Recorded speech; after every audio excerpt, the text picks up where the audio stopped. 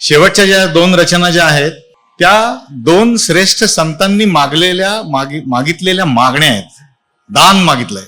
ज्ञानदेवे रचिला पायात तुका झालासे कळस.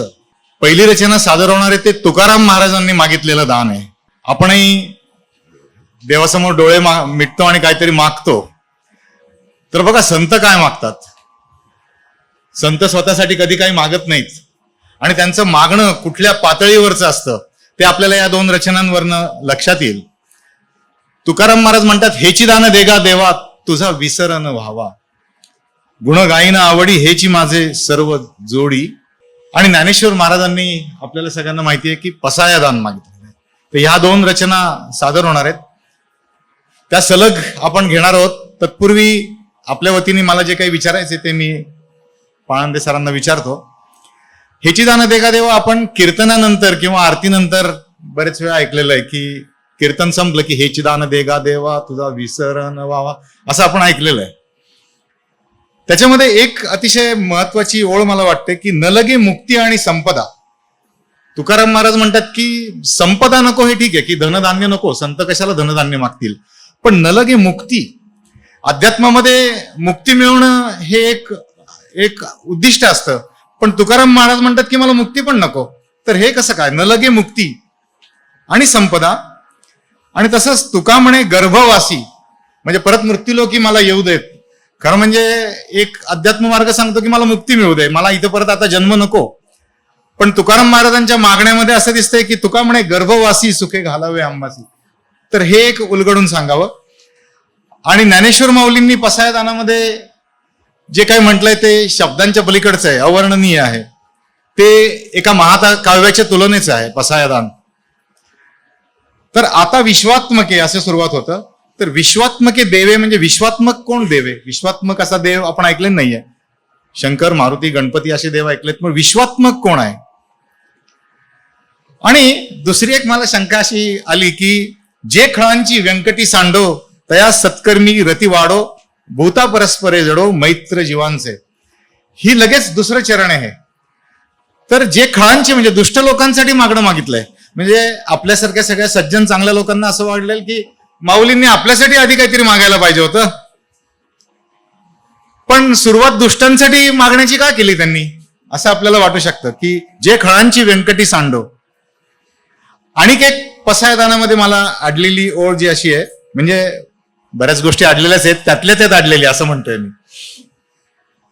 आणि ग्रंथोपी जीवीये विशेषी लोकीये दृष्टादृष्ट विजये होवावेजी. आता ग्रंथोपी जीवी याचा पण अर्थ नाही कळलेला इथे नीट. तर या दोन्ही हेची दान देगा देवा सुरुवातीला त्याचं निरूपण करावं, मग ते सादर होईल. योगेशजी कुलकर्णी हे सादर करणार आहेत. आणि पसायदान मधुमताजी रसाळ. पण मला तशी विशेषण वाढवत न्यायची म्हणून तर ह्या सादर करणार आहेत. तर सलग या 2 रचना होतील आणि मग आपला ही मला शब्दात सांगता येणार नाही पण एक अवर्णनीय मैफिल जी कधी ऐकली नाही, पाहिली नाही, अशी आपण आज सगळ्यांनी अनुभवली. संतांची वचनं आपल्याला कुठल्या विश्वात घेऊन जातात हे आपण अनुभवलं. आणि एक अधिकारी व्यक्ती ते कसं उलगडून सांगू शकतो आणि तितकेच अधिकारी गायक ते कसं समर्थपणे आपल्या समोर मांडू शकतात हे आपण आज सगळ्यांनी इथे अनुभवलंय. तर सलग या 2 रचनांबद्दल आपण आता बोलूया. आता आपण ह्या 2 रचनांचं हे बघूया. पण मला त्याच्या आधी सांगायचंय की मला वाटतं 11 वाजून गेलेले आहेत. पेशन्स आहे ना ऐकायचा का? नाही तर मग आपण नुसत्याच रचना ऐकू, अर्थ पुढच्या वेळेला का चालेल? ह्या 2 रचना आपण घेतात ह्या मी थोडं सुधारणा करतो सरांनी सांगितलेल्या की ह्या 2 रचनांचा अर्थ मी एकदमच घेणार आहे. त्यात त्यांच्या सगळ्या प्रश्नांची उत्तरं मिळतीलच. आणि पहिलं जे आहे ते पसायदान म्हणणार आहेत ते, आणि त्याच्यानंतर हेची दान देगा देवा असं म्हणतील. तर ते फक्त म्हणण्याचा हे काहीतरी गैरसमज झालेला होता त्याच्यात, तर तो आपण करेक्ट करून घेऊया. आता हे दोन्ही मागणं मागितलेलं आहे. तुकारामानेही मागितलेलं आहे, ज्ञानेश्वरांनी मागितलंय. आपण ज्ञानेश्वरांचं मागणं आणि तुकारामांचं मागणं दोन्ही एका वेळेला घेणार आहोत. म्हणजे दोघात काय फरक आहे आणि काय साम्य आहे हे आपल्याला कळेल. ज्ञानेश्वरांनी पसायदान मागताना पहिलं त्यांनी म्हटलं की विश्वात्मके देवे येणे वाग्यने तोषावे. तर त्याच्या हे करायच्या आधी आणखीन एक स्टेप आहे ती मी सांगतो. ज्ञानेश्वर हे ज्ञानयोगी होते आणि तुकाराम हे भक्तियोगी होते. आणि त्यामुळे ज्ञानेश्वरांनी मागितलंय ते विश्वात्मक देवाकडे आणि मागणं हे सर्वांसाठी आहे. आणि तुकारामांनी जे मागितलंय ते भक्ताचं मागणं आहे. ज्ञानेश्वर हे ज्ञानयोगी होते त्यामुळे त्या संपूर्ण विश्व हे एकच आहे असं म्हणून त्यांनी ते मागितलंय. तुकाराम हे भक्तियोगी होते. आता त्यात गंमत कशी असते की कर्मयोगी, भक्तियोगी आणि ज्ञानयोगी. कर्मयोगी म्हणतो मी भगवंताचा आहे. भक्तियोगी काय म्हणतो भगवंत माझा आहे. म्हणून तुकारामांचं मागणं वेगळं आहे. आणि ज्ञानयोगी काय म्हणतो ज्ञानयोगी म्हणतो मी आणि परमात्मा यात काही भेदच उरलेला नाहीये. आता परमात्म्यात मी सामावलेलो आहे त्यामुळे भेद काही उरलेला नाहीये. म्हणजे द्वैत संपलंय त्यातलं. तुकाराम आता हा महत्वाचा भाग आहे म्हणून मी मुद्दाम एवढा खुलासा करून सांगतोय. कारण तुकाराम काय म्हणतात की मला परत जन्म दे आणि मी तुझी भक्ती करीन. पण ती केव्हा होणार आहे की तू आणि मी वेगळा असलो तर. म्हणून भक्तियोगी म्हणतात द्वैत राहू दे तसंच. मी भक्ताचा आहे असं नाही मी भगवंताचा आहे असं नाही म्हणत. ते म्हणतात भगवंत माझा आहे पण हे दोन वेगळे पाहिजेत ना. म्हणून तुकाराम महाराज म्हणतात हे द्वैत राहू दे. म्हणून मला त्याच्यासाठी तू मला जन्माला परत घातलंस तरी चालेल पण माझ्या ओठावर तुझं नाव पाहिजे मला. आणि मी भक्त आहे कारण तो भक्ताला काय पाहिजे तो म्हणतो मला कायम माझ्या ओठावर तुझं नाव पाहिजे. म्हणून तुकाराम महाराजचं मागणं वेगळं आहे. ज्ञानेश्वरांचं मागणं वेगळं आहे. ज्ञानेश्वर हे परमात्मा स्वरूपच झालेलं आहे. ज्ञानयोग आहे कारण त्यांचा. आता आपण त्या पसायदानाकडे येऊया की आता विश्वात्मके देवे तेने येणे वाग्यज्ञे तोषावे तोषोनी मज द्यावे पसायदान. हे ज्ञानेश्वरींचा हा शेवटचा श्लोक आहे.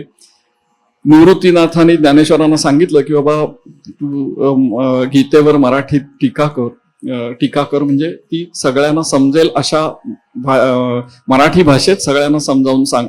म्हणून गीतेच्या 700 श्लोकावर ज्ञानेश्वरांनी 9000 ओव्यांचं भाष्य केलेलं आहे.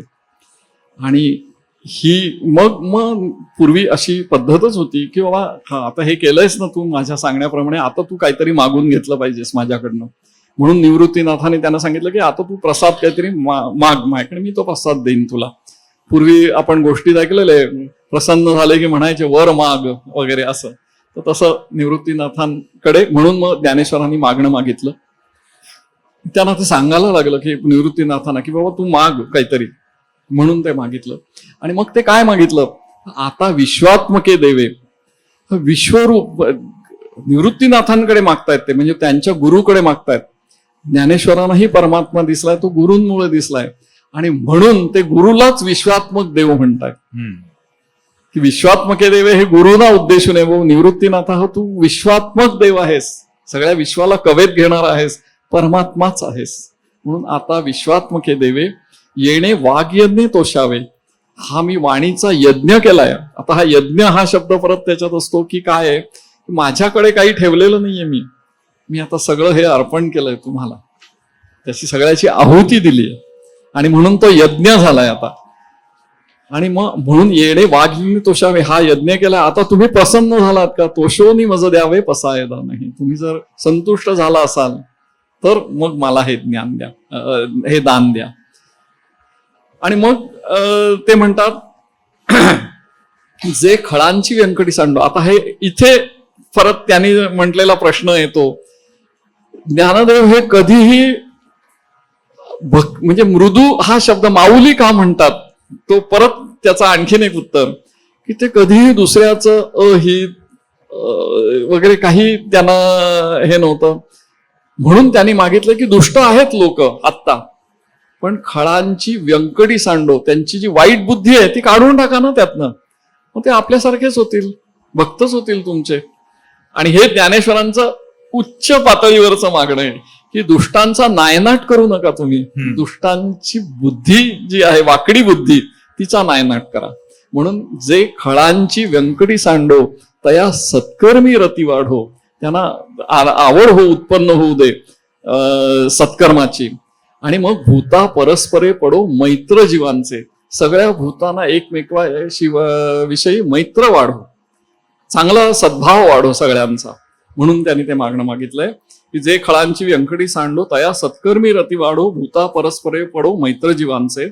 दुरितांचे तिमिर जावो, विश्व स्वधर्म सूर्य पाहो, जो जे वांछिल तो ते लाहो.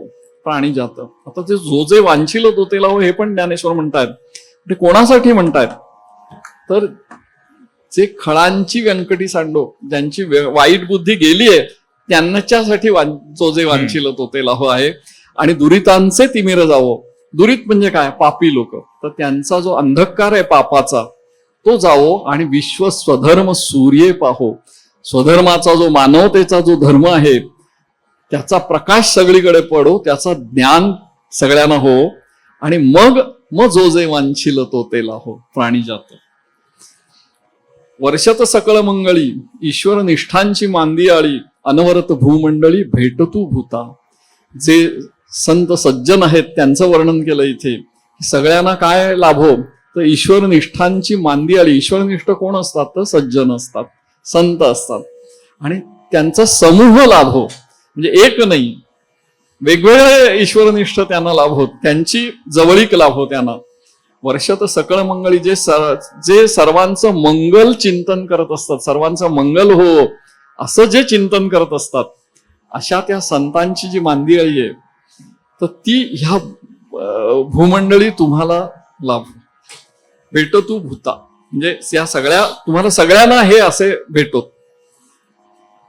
चला कर्पतरूंचे आरव, चेतना चिंतामणीचे गाव, बोलके जे अर्णव पियुषाचे. असे संत कसे असतात तर ते चला कल्पतरूंचे आरव म्हणजे काय? कल्पतरू म्हणजे तुमची इच्छा पूर्ण करणारा वृक्ष तो असतो, तो कल्पतरू असतो. आता इथे कल्पतरू हा वृक्ष आहे, झाड आहे, म्हणून ते एका जागी स्थिर असतं. सज्जन हे पण तुमची सगळ्या कामना पुऱ्या करणारे आहेत, पण ते चल आहेत, अचल नाहीयेत. आणि म्हणून ते तुमच्या जवळ येतील. ते एका ठिकाणी राहणार नाही. तुम्ही त्यांच्याकडे जायला नको, ते हळूहळू तुम्हाला भेटतील कुठे कुठे. म्हणून चला कल्पतरूंचे आरव, चेतना चिंतामणीचे गाव. चिंतामणी हे एक रत्न असतं की त्याच्यात तुम्ही जी इच्छा केली ती पुरी होईल. पण ही संत सज्जन पण चिंतामणी आहेत, पण ते कसे आहेत? ते चेतन आहेत, म्हणजे ते जिवंत आहेत. आणि मग असं गाव आहे ते सगळं तुम्हाला लाभो. बोलके जे अर्णव. अर्णव हा समुद्र, कशाचा? पियुषांचा, अमृताचा समुद्र. पण तो बोलणारा आहे, तो एका जागी स्थिर नाहीये. तर तो पण तुम्हाला लाभो की जे सज्जन आहेत त्यांच्याकडे अमृतच भरलेलं आहे आणि ते बोलतायत तुमच्या, म्हणजे अमृत भाषेत बोलतायत. त्यांचे जे शब्द आहेत ते अमृत आहेत. ते असे ते तुम्हाला लाभोत. चंद्रमे जे अलांछन, मार्तंड जे तापहीन, ते सर्वाही सदा सज्जन सोयरे होतो. म्हणून ते सगळे सज्जन सोयरे तुमचे होत, तुम्हाला जवळ येवत, तुमच्या घरी येवत, लाभोत तुम्हाला, त्यांचा सहवास तुम्हाला मिळो. पण कसं आहे? चंद्रमे जे अलांछन, आणखीन एक विशेषण जोडलंय त्यांना. ते चंद्रासारखे शीतल आहेत, पण त्यांच्यात जे चंद्राला जे अलांछन असतं, म्हणजे चंद्राचा जो क्षय होत असतो तो नाहीये त्यांच्यात. ते क्षय होणारे नाहीयेत. म्हणून चंद्रमे जे अलांछन, जे चंद्रासारखे आहेत पण त्यांच्यात अलांछन नाहीये, म्हणजे ते क्षीण होणारे नाहीयेत, कायम तुम्हाला शीतलता देणारे आहेत. आणि मार्तंड जे तापहीन, आता इथे सूर्याशी पण तुलना केली त्यांनी. मार्तंड हे सूर्याला म्हटलंय, पण जे तापहीन आहेत ते तुम्हाला ताप देणारे नाही, दाहकता नाहीयेत त्यांच्यात. तेज आहे पण दाहकता नाहीये. पण मार्तंड कशाला म्हणतात? सूर्याला म्हणतात, पण तो दुपारचा तळपणाऱ्या सूर्याला मार्तंड म्हणतात. सकाळी आपण भास्कर म्हणतो त्याला, पण दुपारच्या तळपणाऱ्या सूर्याला जो ताप देतो त्याला मार्तंड म्हणतात. आणि पण तो मार्तंड कसा लाभावा तुम्हाला? तर तो तापहीन. सज्जन कसे आहेत? तापहीन मार्तंड आहेत. त्यांचं तेज आहे ते अतिशय प्रखर आहे, पण ते तापहीन होऊन तुम्हाला लाभ हो. आणि ते सर्वाही सदा सज्जन सोयरे होतो, असं ज्ञानेश्वर म्हणतात की हे सगळे सज्जन लोक तुम्हाला विशेषण लावलेली आहेत ती हे सगळे तुम्हाला लाभोत. किंबहुना सर्वसुखी पूर्ण होऊनी तिन्ही लोकी भजिजो आदिपुरुषी अखंडित. आदिपुरुषी म्हणजे परब्रह्म आदिपुरुष.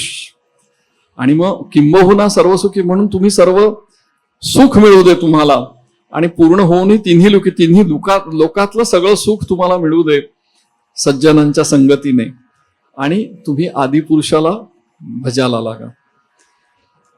आणि ग्रंथोपजीवी आहे. आता परत त्यांनी प्रश्न विचारला होता की ग्रंथोपजीवी आहे म्हणजे काय.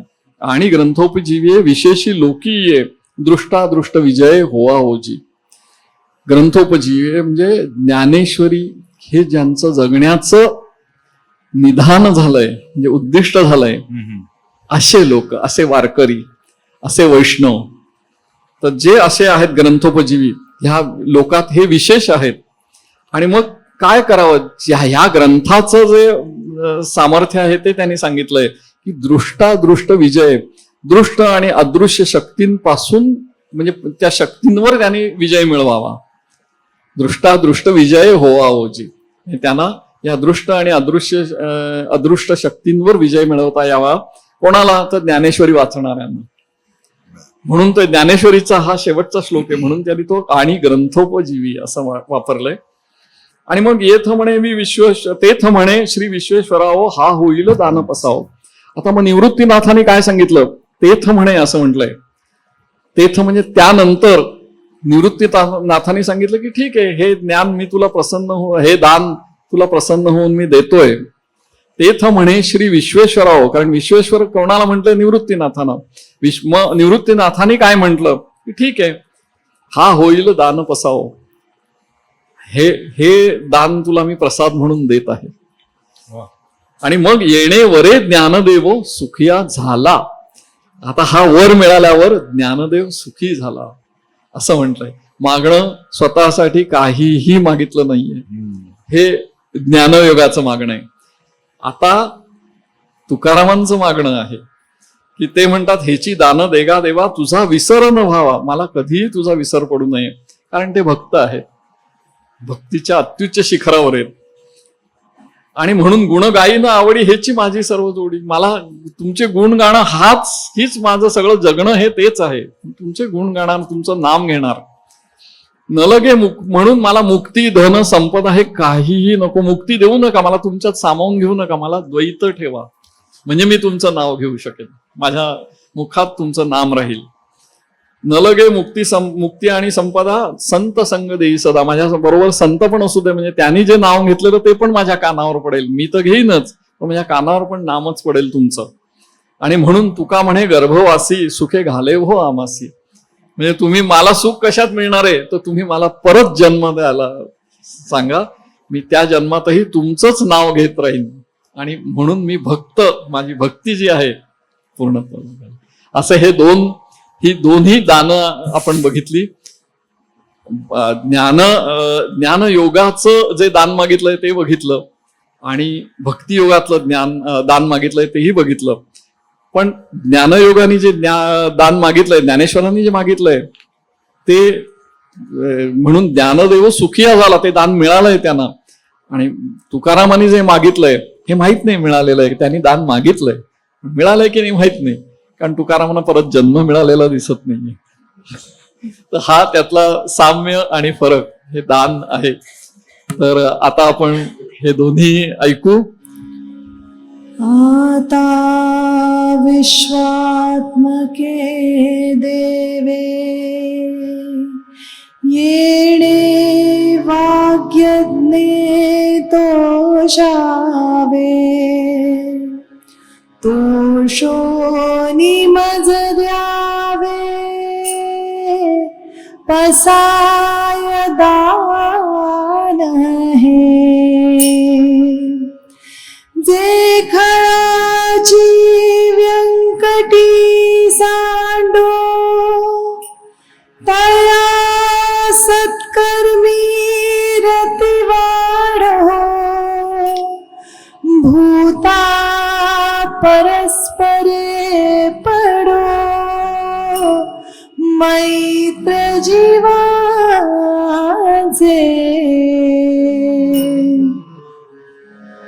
दुरितांचे तिमिर जाओ, विश्व स्वधर्म सूर्ये पाहो, जो जेवांचील तो तेला हो, प्राणी जात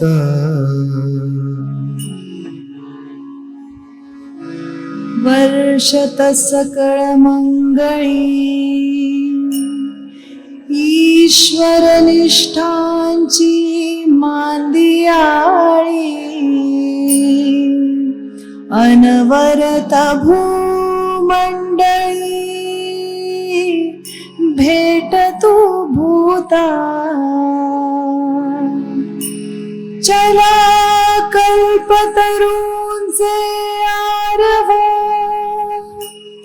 चेतना चिंतामणीचे गाव, बोलते जे अर्णव पियुषाचे,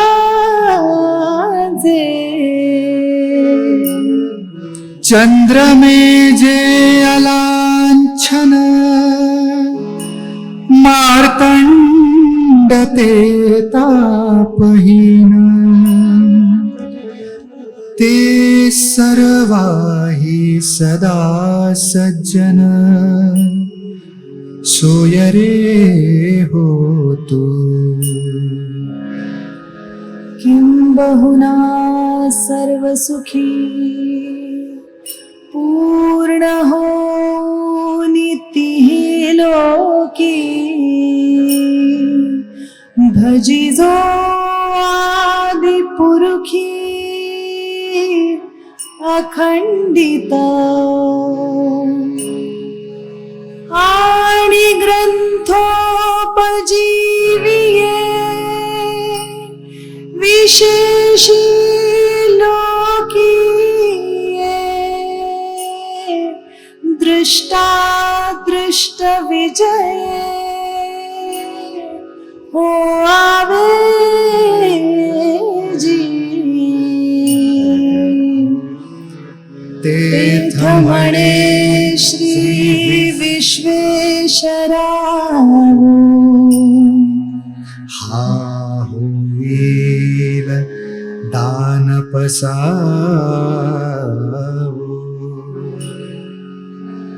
येणे वरे ज्ञान देव, सुखिया झाला, सुखिया झाला,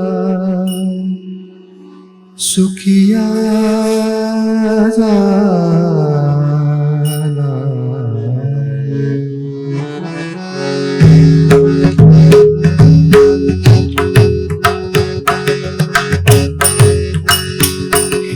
दान देगा देवा तुझा विसर न व्हावा, विसर न व्हावा तुझा विसर न व्हावा, न आवडी हेची माझी सर्व जोडी, माझी सर्व जोडी हेची माझी सर्व जोडी.